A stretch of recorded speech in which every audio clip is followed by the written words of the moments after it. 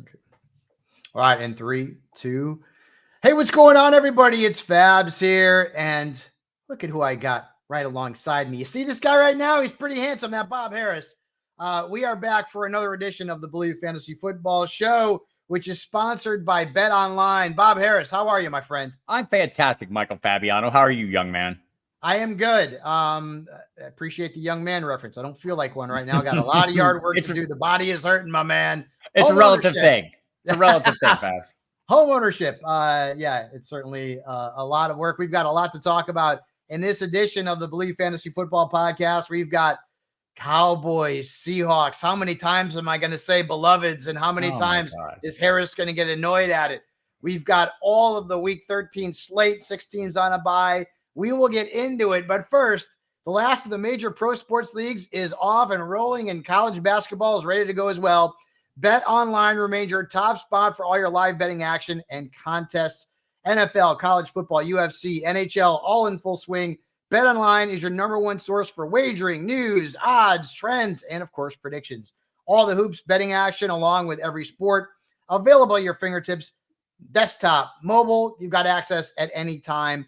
Head to Bet Online today and remember to use the promo code BELIEVE. That's BLEAV for your 50% welcome bonus on your first deposit. Bet Online, where the game starts. And the games start on Thursday, Bob.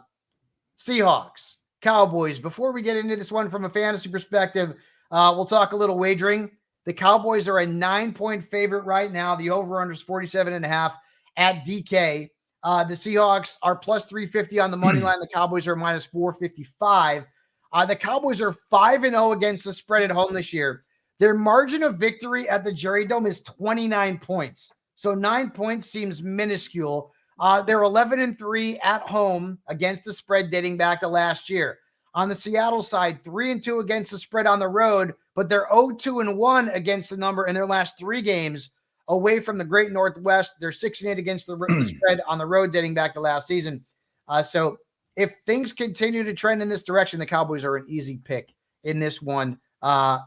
Minus the 9, which to me seems maybe a little bit low. Let's get into the fantasy aspect of things here, Bob. Basically, every Cowboy is a virtual must start, right? I mean, is there any Cowboy that's not a must start outside, Brandon Cooks, Jake Ferguson, anybody that you see is not a startable asset in this game? I know, and that includes the defense. I think, they're totally a startable asset as well. And Brandon Aubrey too. And Brandon Aubrey as well. Yeah, he's been money. So don't see any pieces. And you can make an argument for Brandon Cooks. You can make an argument against Brandon Cooks. He's been pretty efficient or at least pretty productive. But, I don't know if his average depth of target is like right about 13. I don't know if that's sustainable, if he can keep going at that rate. So might have a little concern about him and, little concerns about Rico Dowdle. Does he get enough workload to make things work? But both of those guys, I guess the problem for all the pieces that, aren't must plays in this one is the Thursday night kickoff, right, Fabs? You don't like to put yourself in a hole by taking chances on players when, you have an entire slate, although it's a limited slate. We got 6 teams on bye. So yeah, make your choices carefully. I have said it on Fantasy Dirt that there are going to be a lot of vomit-inducing starters in our lineups this week. It just is what it is. And I hate it. At least remember last year, there were 6 teams off the week before the fantasy playoff started. That sucked. This is not fun either, but it is what it is. On the Seattle side, I don't see a must start on their entire roster. Like by must start, that means I have to have him in my lineup no matter what. Do you disagree with me? I don't see one. I don't disagree. I mean, a lot of people are going to play Zach Charbonnet with Kenneth Walker doubtful, essentially out. He was on the field for 87% of the snaps last week. That's a higher snap share that Walker's had in any game this year. And he also had like a nearly 80% carry share, ran a route on over 70% of the dropbacks. I mean, like any other week, you would rank him probably as a running back 1. I'm not sure that's the case against the Cowboys. It's not a good matchup. The Cowboys defense. They've given up 6 touchdowns and how many, like fewer than 20 points per game to the position on whole, 17 right? points per game to running backs. And Charbonnet had the Niners last week and didn't really do anything. So I don't expect them to have a big game. But yeah, you're right. I mean, Zach Charbonnet is he's going to be active in a lot of leagues because we're looking for volume over matchup right now because we've got injuries and we've got 6 teams off. Geno Smith, unless you're in a 2 QB league, I ain't touching him with a 39.5-foot pole. You're a mean one, Mr. Grinch. The Cowboys have allowed 11 points per game at home to quarterbacks, Bob. Right. The big issue is Geno over the course of the season has struggled under pressure. And over the last 5 games, Dallas is like 4th in pressure rate, 3rd best in pressure over expectation per Fantasy Pro. So he'll be under pressure. That's not a good situation for Geno Smith this season. DK Metcalf, Tyler Lockett, probably going to be in a lot of lineups. Cowboys have allowed the 3rd fewest points to wide receivers. So beware. Temper your unideal. No, it's not ideal. Let's get into some of Jen Piacenti's player props because Jen is the best in the business, the princess of props. She likes Dak Prescott over 12.5 rushing yards. That's a prop that she has liked very often on a regular basis. Geno Smith under 21.5 pass completions. Jake Ferguson over 34.5 receiving yards. Brandon Cooks over 40.5 receiving yards. So she likes BC. Like one catch. And she also liked Brandon Cooks over longest catch at 19.5 receiving yards. So keep that in mind. Now, I think we've covered that from soup to nuts, but we've got the glorious uniform matchup tonight, by the way, too, on Thursday. The Seahawks are wearing the 90s throwbacks. They're beautiful. They're glorious. I wish the Cowboys would wear their 70s throwbacks, the royal blues. I'm not going to get into that, but it's a great uniform matchup, Bob. I love my uniforms. I got all these helmets all over the place, all behind me, right? I'm all into it. So this is a glorious uniform matchup, whatever. Say about I was hoping for the color rush. That's my favorite because everyone hates it. Dude, why do you want to wear a uniform that looks like antifreeze? It's gross, man. I just love it because everyone else hates it. That's just being contrarian here. I'm a DFS tournament player, Fabs. It's in my blood. Contrarian plays rule. No, they're disgusting. Anyways, let's get into some DFS plays for the week. And again, Bob mentioned we have 6 teams on a bye. But there's some good values out there, Bob. I'm going to throw out some bargains and fades, and I want to get your take on them. At quarterback, and we're looking at DK here. Brock Purdy's $6,100 against the Eagles. I dig it. Yep. Russell Wilson's $5,900 against the Texans. I also dig it. All right. The fades. Kyler at $7,000. That's high. I know he's good, and the mobility makes him valuable, but Pittsburgh's defense is pretty tough at home. And then Matthew Stafford, I'm not chasing the points. He's not throwing for another 4 touchdowns. $5,900 against the Browns. No, thank you. That's all you're doing. You left Gardner Minshew off the list against Tennessee. I think that's a great play as well. What's his price? I'm checking $5,300. That's a bargain. You can stack him up in a tournament play with Michael Pittman or Josh Downs as you see fit. So like that one as well. At running back, Najee Harris at $5,200. I believe he's cheaper than Jalen Warren. So he's a good play against Arizona, who just gave it up to Kyron Williams and to a lesser degree Royce Freeman last week. There's a better play. Bob, this is the chalk play of all chalk plays. Zach Moss is $4,600, dude. Right. I mean, everyone, the concern about Tennessee is the reputation. They're tough against the run, and generally they are. Last time Zach Moss ran against him, I think he ran for 165 yards. Smoked him. Week 7, 195 total yards of offense for him. And obviously he moves into the starting lineup with Jonathan Taylor out, as we discussed on Tuesday. So yeah, I'm on board with that one.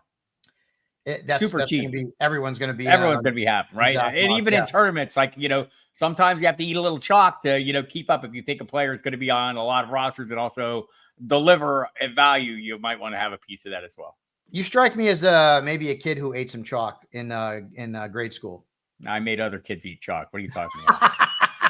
No, Bob was more into the Elmer's glue. The fades for me. DeAndre Swift is $6,600 against the Niners. No, thank you.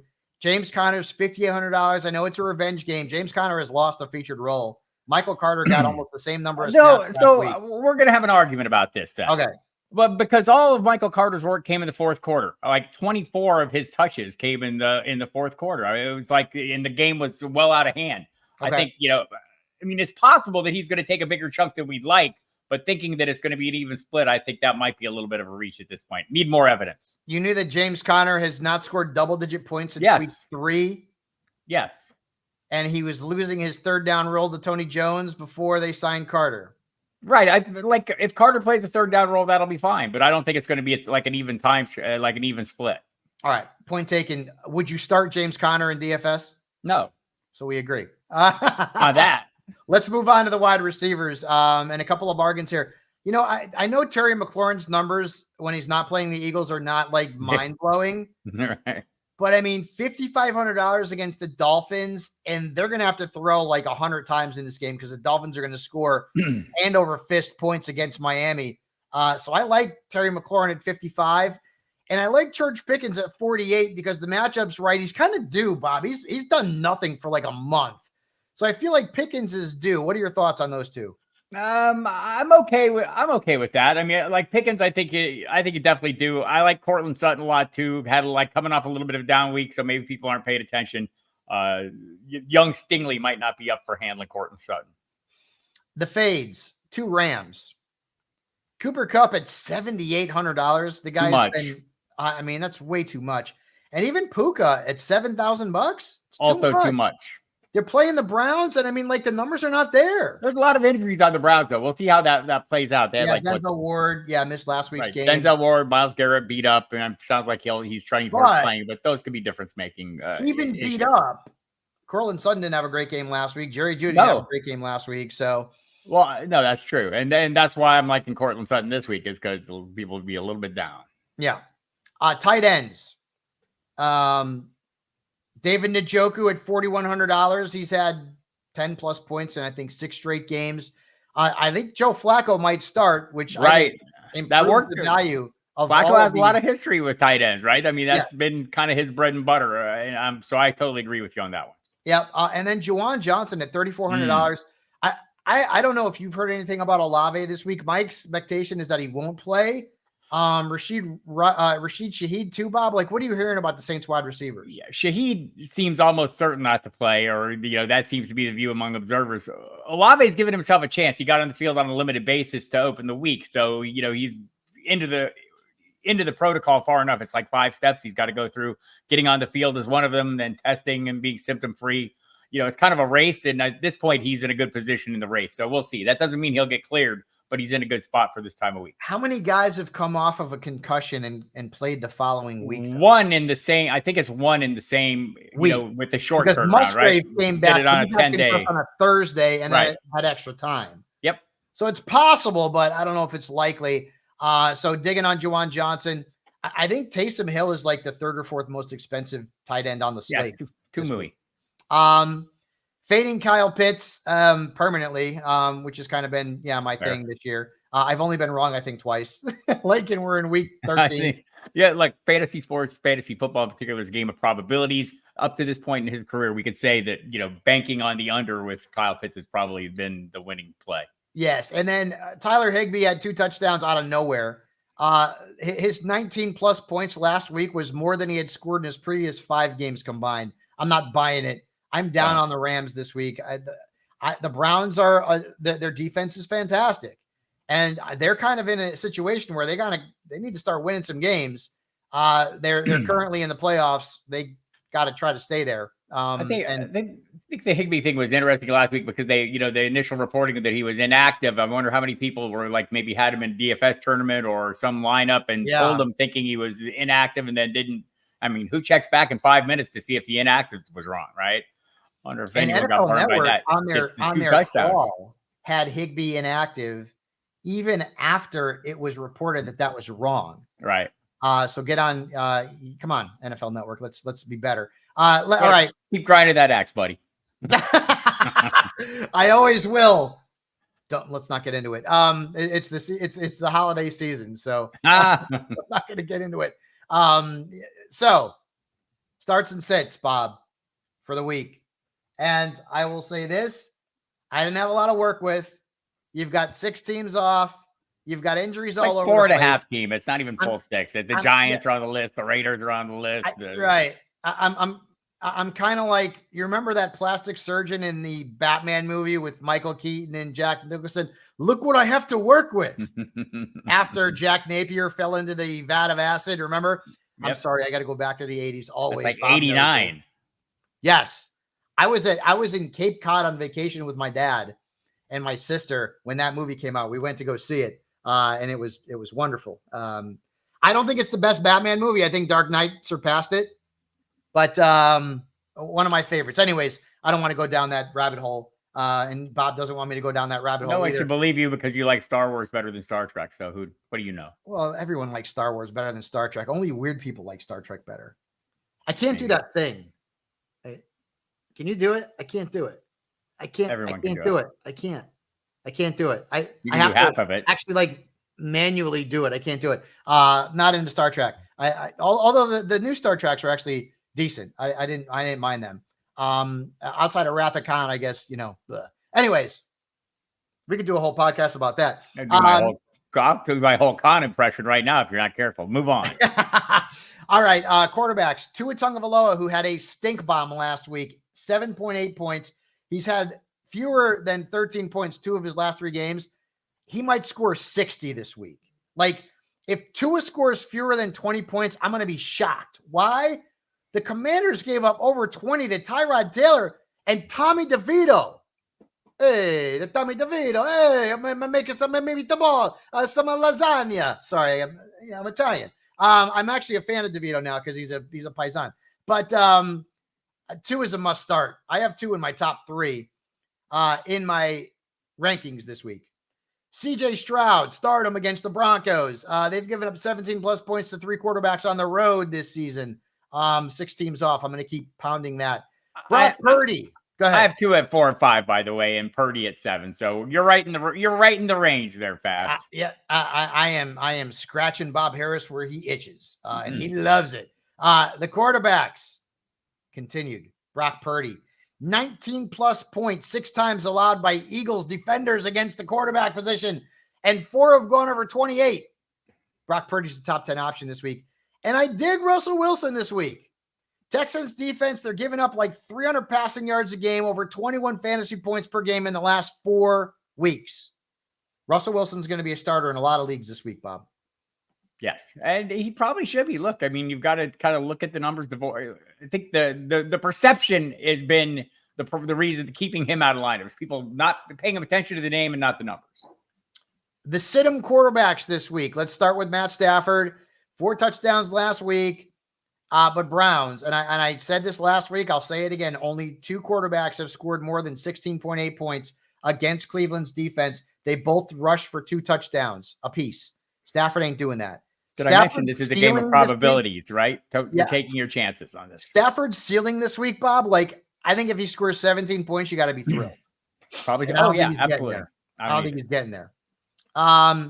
Jordan Love, who I have to start in a couple of leagues, and considering Bye-mageddon, I guess I don't hate it a lot, but the Chiefs are giving up 12.3 points per game to quarterbacks this year. They're really good. So Jordan Love may have a stinker on Sunday night. After that, these are more 2 QB. If you're going cheap in DFS, don't go this direction. Baker Mayfield against Carolina, Derek Carr against the Lions. And the Lions are actually not good against quarterbacks, but Derek Carr's got nobody to throw to. I mean, hopefully Olave is able to go, but I mean, I'm not. He has plenty of guys he can miss throws to still. There will still be guys running down the field and angering him by running slightly incorrect routes as he throws the ball 5 yards out of their way. I'm in super flex leagues where I got to play Derek Carr. I mean, I guess I don't have to, but I'm probably going to end up doing that. Quarterback's wicked thin right now, guys. Running backs, start them. Rashad White against the Panthers. Didn't have a great game last week, but he rushed for 100 yards, 15 plus points in 5 of his last 6 games. Listen to this stat, Bob. The Panthers have allowed 17 or more points to running backs 9 times this year, and at least 1 running back has scored over 17 points against them in the last 4 games. We've been saying, think of the last 2 weeks just alone. Tony Pollard needed to get correct, and he got the touchdown that he had been missing since week 2 prior to that. Derrick Henry was coming off a couple single-digit games. The Panthers were the elixir that cured his ails, and and like nothing is ailing Rashad White right now, by the way. So he gets a maybe a little higher bump. He's been fantastic, been well inside the top 10 in production. Most of it based on his receiving work. This week it might be his rushing. Yep, the elixir. See, Bob is really old, so he remembers like when you had ailments and you used milk of the poppy. Yeah. Do you even remember that? I don't. It's a Game of Thrones thing. Come on, Milk of the Poppy, no? I don't remember that from Game of Thrones. If you're like dying or you're in pain, they give you Milk of the Poppy, and I guess it makes you feel a little bit good. Anyways, I can't remember. I can't believe I even remember that. Isaiah Pacheco against the Packers. We told you to play him last week. He's in a smash spot again against Green Bay. Their defense has given up 15 or more points to running back 7 times. Ramondre Stevenson last week, I mean, he got a ton of snaps, and we need this in our lives. We don't need Zeke. We need Ramondre. He has scored 21 plus in 2 of his last 3 games. The Chargers have allowed 16 or more points to 7 running backs this year. Start Ramondre Stevenson. Najee Harris is a start. So is Jalen Warren. The Cardinals defense has given up more than 31 points per game to running backs, Bob, since week 9. And then Javonte Williams against the Texans. Now, he did see his numbers shrink in the last couple of weeks, scoring 17.4 points combined. But not his usage. Yeah, and the usage went back up last week. Right. The usage has been increasing, and it's been increasing pretty steadily. There was a couple setbacks. Samaje Perine got, the goal line looks and is going to have a role, but it's a minimal role. It just happens to be in really fortuitous spots because he is got the goal line looks last week. But I'm with you on Javonte Williams. This has been that steady incline over the course of the season with him coming off the serious knee injury. Yeah, and I don't think we need to tell people Zach Moss is hell, he's close to a must-start this week. With John, I'm still bummed out about Jonathan Taylor, man. It's a thumb. Anyways, yeah, I'm not happy about that. Sit 'em running backs. Bob and I may disagree. I know I have to play James Conner this week. I have to. I have to. What am I going to do? I'm going to play Jaleel McLaughlin. I mean, I got to play James Conner, but he has failed to score double digits since week 3. Week 3. Michael Carter got burned, and Bob, I don't disagree. I don't disagree with the outcomes. I just thought the usage was a little deceptive. I thought in this game in particular, it just seemed all come at once. Right. And we'll see. They did waive Keontae Ingram this week, so obviously they feel like the guys they have in place. They brought him back to the practice squad, but they think the guys they have in place with Carter and DeMarcado still in the mix too. So, it could become a murky 3-man committee. So, not disagreeing with the outcome, just not sure exactly yet what the roles are. I don't dig Jerome Ford. I know you got to play him. He's had 11.9 points, I think, in 3 straight weeks or something weird like that. Rams defense, 5 touchdowns allowed to running backs this year. So it's not a great matchup. He's a flex. Chuba Hubbard had a good game last week. He had a really I didn't think he would put up that kind of number, over 20 points. He had 19 touches. The week before, it was kind of close with Miles away from being a good fantasy running back, Sanders. Last week, Hubbard reclaimed the job, so you're probably going to flex him. It's Buccaneers, 6th fewest points allowed to running backs, though, Bob. I think it's fair to think, though, that the incoming coaching staff, the problems for Frank Reich and Bryce Young and all that led to Frank Reich's firing is they can't protect Bryce Young. So what do you do when you can't protect? Maybe run. And we saw late last year that offensive line was pretty good at run blocking. So maybe they just put a concerted effort to run the ball and we get a little more volume. I don't know if we'll get great results. That's not my expectation, but with volume, good things happen. Yes, absolutely. Let's move on to the wide receivers, Bob. And my wide receiver start of the week this week is Brandon Ayuk. Last week he had 13 points, which is, was okay. It's not great. I think both him and Debo are going to eat like Philly cheesesteaks, like unlimited this week against the Eagles. They have allowed 12 touchdowns and the most fantasy points to the perimeter. This is going to be a high scoring game. Forget about the defenses. You're going to sit Christian McCaffrey because the Eagles are good against the running backs? I am not. Are you going to sit, DeAndre Swift because the Niners are good against the run? No. This is going to be I think this is going to be like a 34-31 type game. Start almost everybody in this game, but Brandon Ayuk especially. Yep. I dig him. I totally agree with that. This is the perfect setup for him. And you'll be playing Debo too. You'll be playing George Kittle, all the pieces. I like Devontae Smith as well without Dallas Goedert. Yeah. Yep. Michael Pittman Jr. has been very consistent. Even though he only had 10 points in his first game of the year against the Titans, I'm still going to play him. They've given up the 5th most fantasy points to the perimeter in the last 4 weeks. Christian Kirk came really close to having a big game last week. I know, statistically, it didn't look great. He was this close to scoring a touchdown, and that would have put him over the top. The Bengals defense, I don't know what's going on with the Bengals defense. I don't know what's going on with the Bengals. I know it's not good. They've given up the 9th most points to slot receivers. And I get Calvin Ridley has been better than Kirk over the last couple of weeks. I'm still playing Christian Kirk this week on Monday night. They'll be the Bengals are going to be wearing the white tiger stripe helmets. So that'll be fun. I'm starting Christian Kirk and Marquise Brown. Bob, give us the latest on him because I kind of like the matchup this week for Hollywood. Yeah, did not practice to open the week, so played on the heel injury last week. Missed the last 2 days of practice last week. It sounds like they're doing some maintenance with him, so we'll see if he gets on the field at some point. My guess is he's going to play through this. And he had 12 targets last week. Yep. And he didn't practice. So if he plays, I like him as a flex against Pittsburgh. They've given up 12 plus points to wide receivers 12 times, including 5 with more than 19 and 3 over 30. So they can give it up to wide receivers. So I'm going to start Marquise Brown if he's active. And then George Pickens, who we talked about in DFS, like he's been bad. And he didn't put up a good line in the first game without Matt Canada. He only had 8.8 points. But the Cardinals are giving up the 5th most points per game to the perimeter. And I wonder this week, Bob, if the Steelers don't go more to Pickens because Deontay Johnson dogged it a little bit last week. And I wonder if maybe they put, I know they're playing for the playoffs and, right now they're in. But Deontay Johnson, I wonder if Pickens gets more targets this week than Deontay Johnson, just because Deontay, that was not a good look for him last week. We'll see. And look, he was very contrite with the team, stood up at a team meeting, apologized to teammates, acknowledged the error of his ways, did all the things that Mike Tomlin pretty much set up that he needed to do to get back in the good graces. So I'm not ready to bail on him yet, but I don't disagree with you that Pickens is due. And look, this offense, I mean, they were throwing the ball down the field over the middle, makes for Pat Freiermuth to be maybe something like I'm old enough to remember this summer when there were fantasy analysts out there thinking George or Kenny Pickett was going to take that second year step forward. But no, this like maybe we have a little hope that this is going to happen. Look, you're not wrong yet, Fabs. You're not wrong yet. Oh no, I'm wrong. Not yet. I know there are a lot of us out there. I know I'm wrong. I was correct in that. Nobody remembers the start of the season. They remember the end of the season. One. The second year quarterback who has broken out, Brock Purdy. First he had already broken out. Sam Howell. Yeah. Lindsay Rhodes, my pal over at SiriusXM, she loved Howell. I liked Howell too. I didn't like him as much as Pickett. That evil is on me. Let's move on to the wide receivers who I don't dig this week.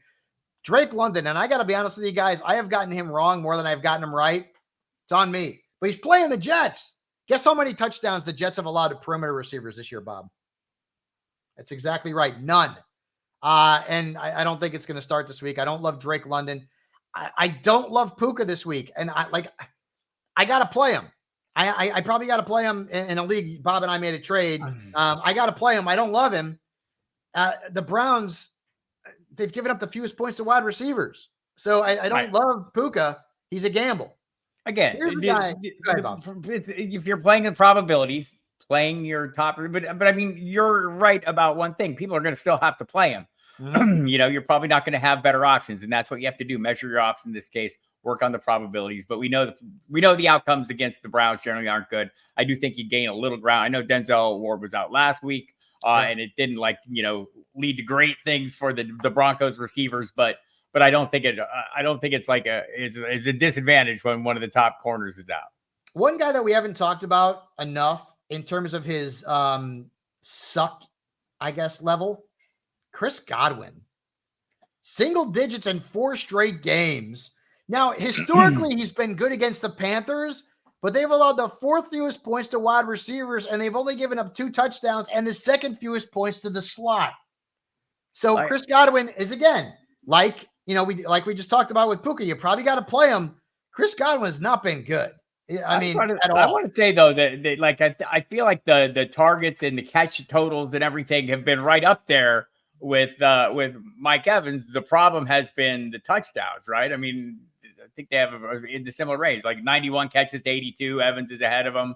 So I mean, it's not like a huge gap.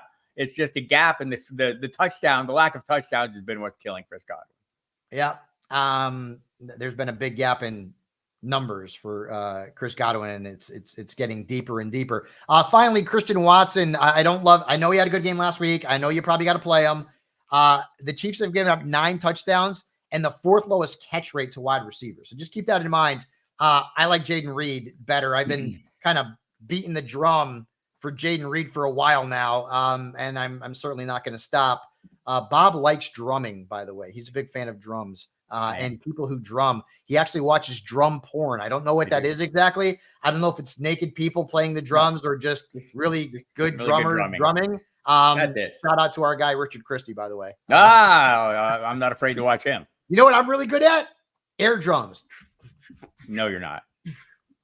No, that's fantastic. No, it's great. All right, let's go to the tight ends. Bob's favorite position, by the way. David Njoku, we're going to start him against the Rams. 10-plus points in 6 straight games. 1 game with over 17. The Rams defense has given up the 6th most points to tight ends. I think it's going to be our pal Joey Flacco that starts for the Browns this week. I don't care. I don't care who the quarterback is. I'm starting Njoku. Yeah, Evan Ingram. Evan Ingram doesn't have a touchdown this year. Nope. Here's the crazy thing. I was talking about this with Lindsay on SXM or Sirius XM now. We've gone back to Sirius XM. If you look at the top, I believe it's 6 or 7 tight ends. They've all scored at least 4 touchdowns. Ingram's the only guy in there that no touchdowns. So I guess we're looking for maybe some positive touchdown regression. Positive regression is a good thing. The Bengals gave up 120 and over 21 points, and 21 points of Pat Freiermuth last week. So start Evan Ingram. Dalton Schultz, a little concerning, Bob. He did not play a full complement of snaps last week. It was a season low 29. Brevin Jordan got more burn, but I can't ignore the matchup against the Broncos. They've given up 6 touchdowns, the 4th highest catch rate, and the most points to tight ends. Are we feeling okay about Schultz? Not yet. We'll feel okay if he gets on the practice field. He did not practice Wednesday. Neither did Tank Dell. D'Amico Ryan suggested that they think Dell will be fine. He said nothing about Schultz. The omission there was noticeable to me. So we'll see where Schultz is. And Jordan's a guy that they've thought it off. So be interesting to see if he gets a little run here late in the season and is a limiting factor if that was just totally injury related. Yeah, so if Schultz can't go, Brevin Jordan's going to be a sleeper. It's an early window game too, so we'll know. And then finally, Taysom Hill. He didn't have a huge game last week, but he's getting touches. He's getting touches as a quarterback. He's getting touches as a running back. He'll apparently get some touches as a receiver this week because they've got all kinds of injuries all over the place. I mean, even if one of Olave or Shaheed plays, they're still down Michael Thomas and whoever doesn't play. And Bob is saying that doesn't look like Shaheed's trending in the right direction. Seems unlikely for him. But you're right about Hill. I mean, there aren't a lot of home run swings at tight end, and he is definitely one for all the reasons you said. He's going to pass some. He's going to take those direct snaps in scoring position and usually run them in. So doesn't happen for you every week. But if you're swinging for the fence, let's say you go up against a Dax Lamb stack to start the week and it puts you in a hole, he might be a play to consider. They're not beloved. My beloveds. They can't wait not. for the game. All right. Tight ends to sit. Tyler Higbee, don't chase the points. The Browns have allowed 1 tight end, Mark Andrews, to beat them for more than 7.8 points. Higbee ain't going to be the second. Sticking with LA tight ends, Gerald Everett, touchdown last week. Yay! Don't chase the points. Even though the Patriots stink, their defense is not bad. They've given up the 3rd fewest points and only 1 touchdown to a tight end. Cade Otton, I'm not digging him. The Panthers have given up 3 touchdowns and the 6th fewest points to tight ends. And Tucker Kraft, who I have to play this week, which kind of stinks. I put in a claim for Juwan Johnson in a league and Lindsay sniped them from me. So I had to play Tucker Kraft. I don't love it. Chiefs, their defense has not allowed more than 11.7 points to a tight end this year. And all but 3 tight ends that they have faced have been held under 10 points. That's saying something there. So I would fade Tucker Kraft. Some other guys I'd fade. Kyle Pitts. Words you never thought you'd heard say during the course of this season. I'm fading Tucker Kraft. Yeah, exactly. But he scored a touchdown last week, so people may be chasing the points. All right, Bob, that's it. But before we go, and I want to get tossed in on this one too.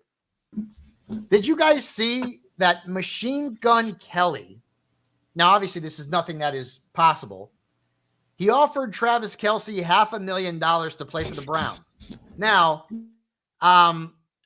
okay, it's stupid because number one, $500,000 for Travis Kelce. I mean, he blows that on Taylor Swift in a weekend. I mean, that's nothing for him. But that made me think. Now, Toss, you and I are both diehard Cowboys fans, right? We both love the Cowboys. Bob does not associate himself with any sports team. He's not a fan of any team in particular. Hate them all equally. So, Bob, what is your favorite metal band? Is it Slayer? Is it Metallica? Like, who is it? No, it's like asking your favorite child. I mean, if you made me just like narrow it down totally to one, I could narrow it down to maybe three, and I'll go ahead and just go with Metallica right now because I think that's the answer you're looking for. What band do you like the least?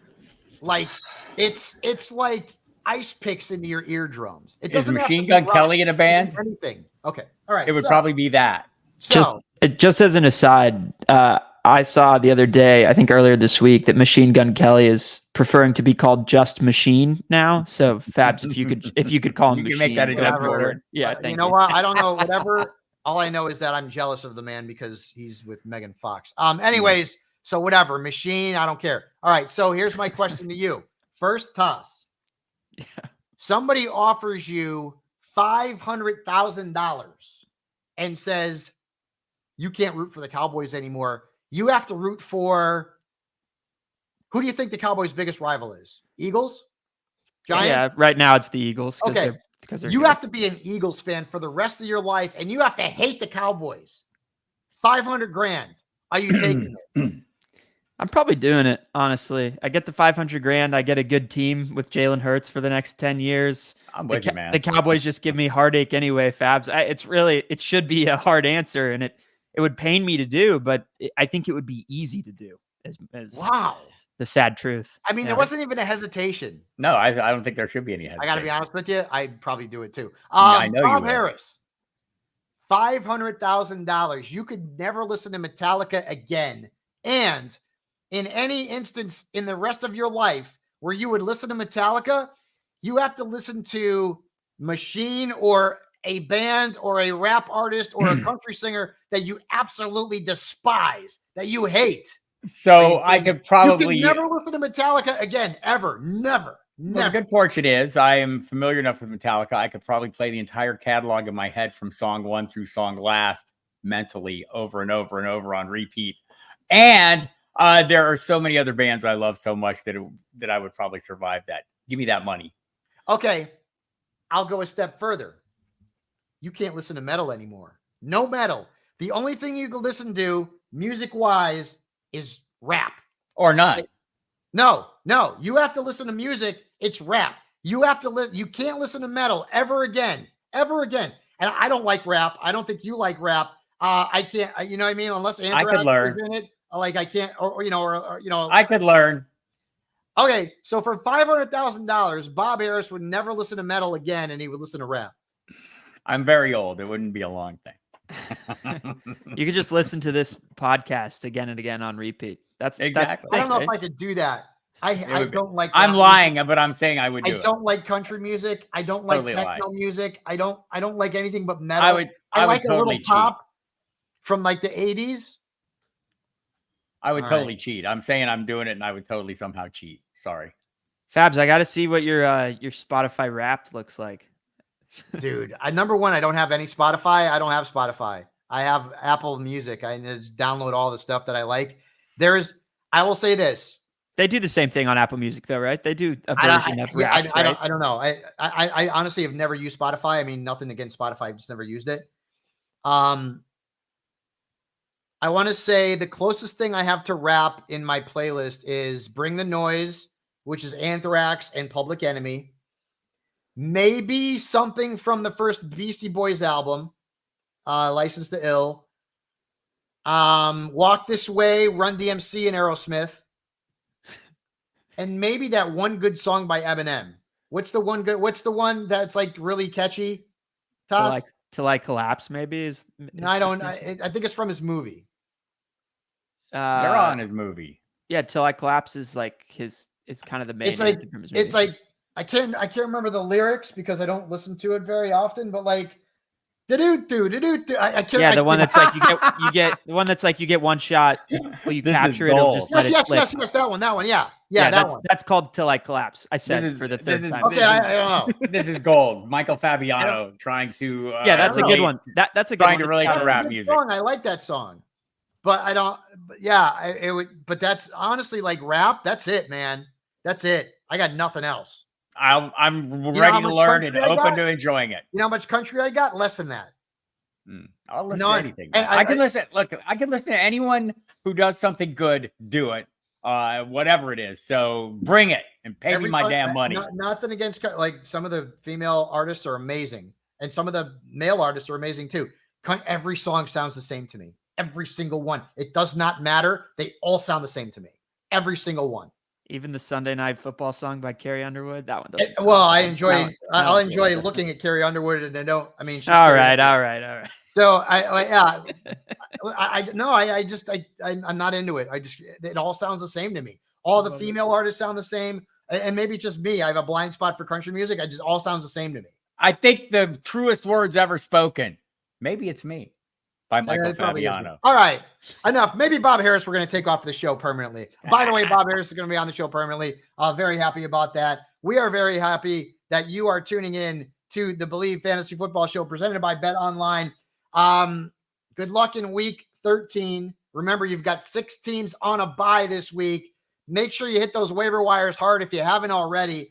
And Bob and I will be back with Toss next week on Tuesday, starting to break down the waiver wire for week 14. Oh my God, one more week, Bob. And then we've got the playoffs. And maybe Toss will have clipped my Bobbin for Bargains little intro there, and we can play that.